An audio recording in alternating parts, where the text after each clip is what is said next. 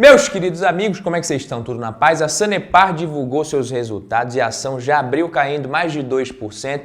Já tem gente achando que isso pode ser só o começo, que a coisa vai piorar, que o negócio vai ficar feio. Desde a mínima recente, a ação tinha subido mais de 15%. Aí teve gente me perguntando se era hora de comprar, se a Sanepar ia finalmente começar a subir, se ainda valia a pena. Vocês são demais. Eu fico pensando assim, o que passa na cabeça de muitos de vocês. E agora que saiu o resultado da empresa mais fraco que o esperado, a ação está caindo, tem gente que já está preocupado. Badu, o que eu faço com a Sanepar? Meu Deus do céu, eu não aguento mais as ações andando de lado, a ação não sobe, sobe um pouquinho, cai, eu já estou quase saindo do armário, estou doido para dar uma de mão de alface com as ações da Sanepar, não aguento mais, o que eu faço?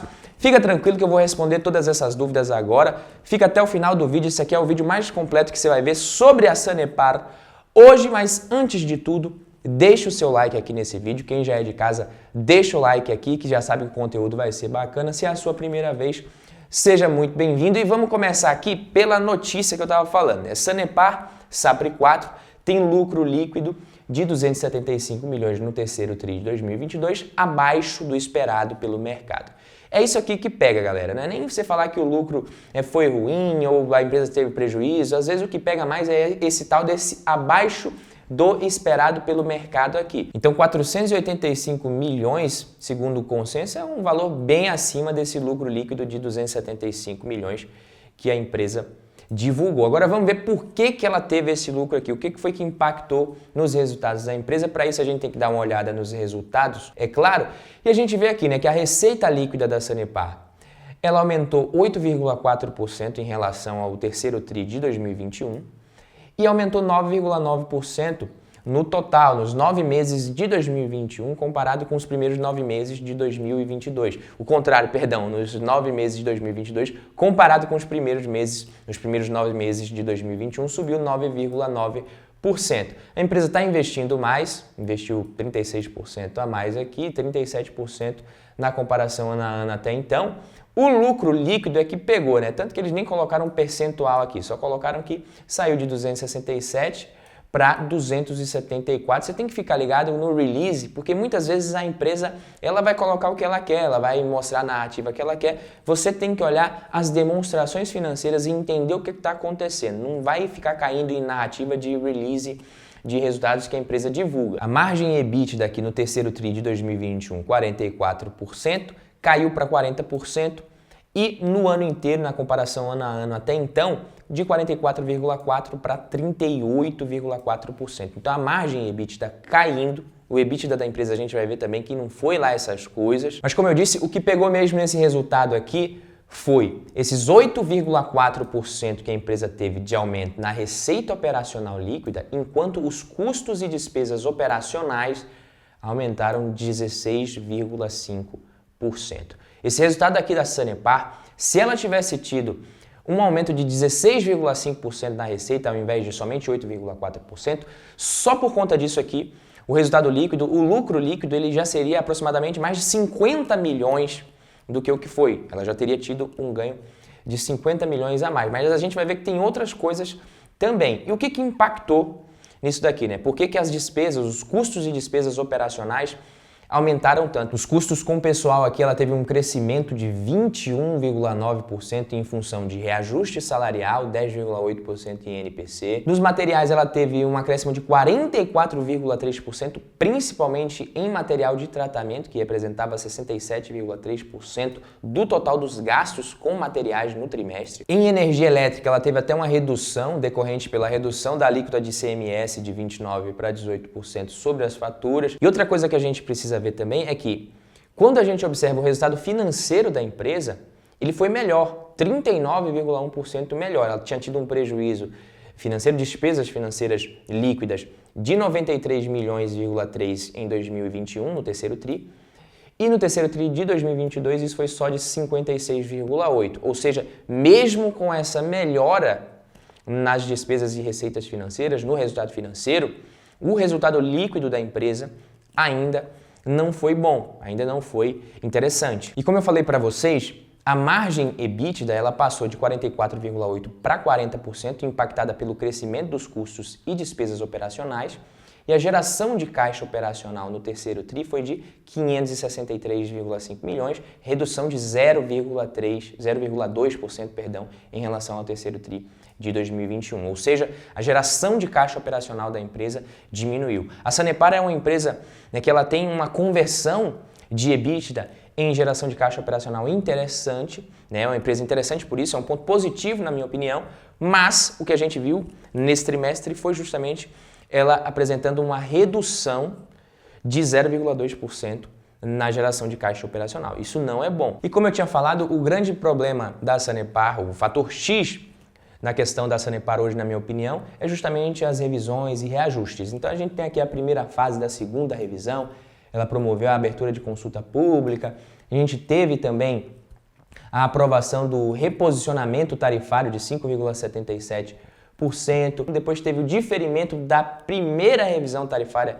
periódica. Só que uma coisa interessante de você olhar é isso daqui, ó, a companhia não registra nas demonstrações contábeis os valores a receber decorrente do diferimento, considerando que a realização ou exigibilidade desses valores dependeriam de evento futuro não totalmente controlável pela entidade.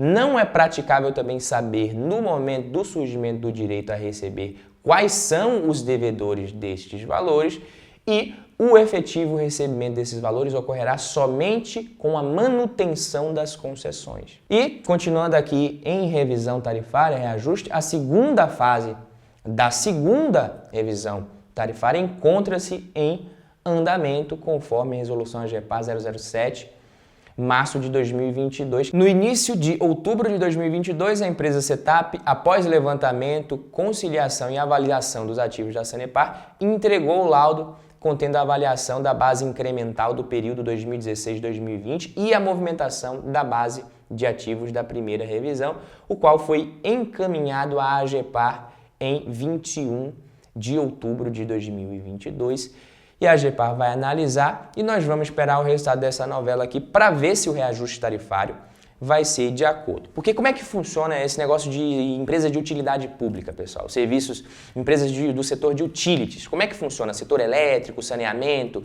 As empresas elas não podem cobrar o que elas querem da população. Seria injusto. Por isso que existe a regulação. A regulação é um risco nesse setor, né, que nunca vai ser desconsiderado. É claro que em empresas públicas, empresas estatais, você não vai imaginar que a empresa vai querer colocar o preço nas alturas, cobrar, meter a faca no consumidor, porque isso não é positivo nem do ponto de vista eleitoral, do ponto de vista político. Mas digamos que uma empresa privada, por exemplo, quisesse passar a cobrar o valor que ela quisesse ali na conta de energia, no valor da conta de água, de esgoto.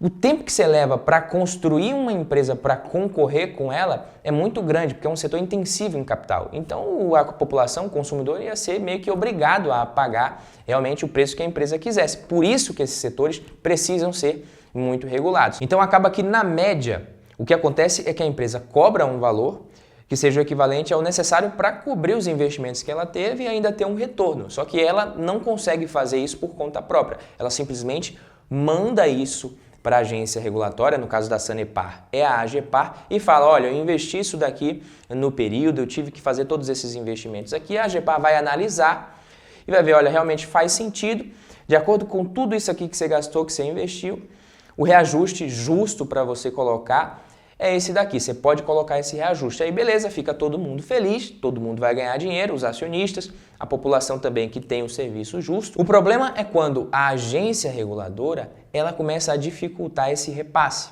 ela começa a não querer repassar esses custos para o consumidor final, mesmo que a empresa tenha realmente feito investimentos ali relevantes para conseguir prestar o seu serviço. E aí a empresa privada ela não tem o retorno que ela poderia ter, ela não gosta desse tipo de coisa, e a empresa pública acaba assumindo a bucha muitas vezes para a conta não ficar muito alta. Então, se isso acontecer na Sanepar, se a gente continuar vendo esse tipo de coisa na empresa, no longo prazo, aí realmente ela pode não ser um bom investimento. Esse é um risco da empresa, mas quem investiu nela já precisava estar ciente disso daqui. Por isso que a ação está descontada. Quando você olha os indicadores da Sanepar, realmente parece ser uma empresa bacana. Você olha aqui, ó, PVP 0,73, P sobre L 5,28, que legal, um dividend yield até mais ou menos de 6,02%, um ROI de 13,83%, mas é um ROI que ele está diminuindo também. Quando você olha aqui, ele já foi de 17,49% em 2019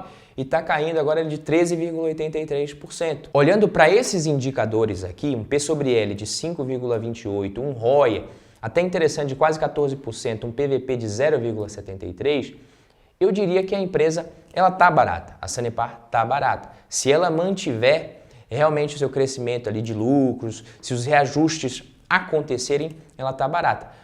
Se isso não acontecer, se a empresa realmente começar a ter problema, esse ROI ele vai cair e a geração de valor não vai ser interessante para conseguir gerar um retorno para o investidor no médio e longo prazo. Então esse é o risco da empresa. É o risco dela destruir valor, eu acho baixo, mas o risco dela não gerar o valor necessário para que justifique o investimento nas ações. Aí você me pergunta, Badu, então quer dizer que por conta de tudo isso daí, desses riscos, a Sanepar não é interessante? Ela pode não ser um investimento? Ela pode não ser um investimento. Além desses riscos, ela possui outros riscos também, que eu poderia mencionar aqui em outros vídeos aqui no canal, já mencionei. Mas é isso que acontece em todo e qualquer investimento. O risco é justamente a probabilidade, a chance de o resultado não ser o que você esperava. E isso existe na Sanepar e em qualquer outra empresa do mundo, na Apple, na Microsoft, na Tesla, em qualquer empresa, não é só na Sanepar. Você precisa avaliar isso e ver se vale a pena. Sanepar, por um PVP de 0,73, um P sobre L de 5,28.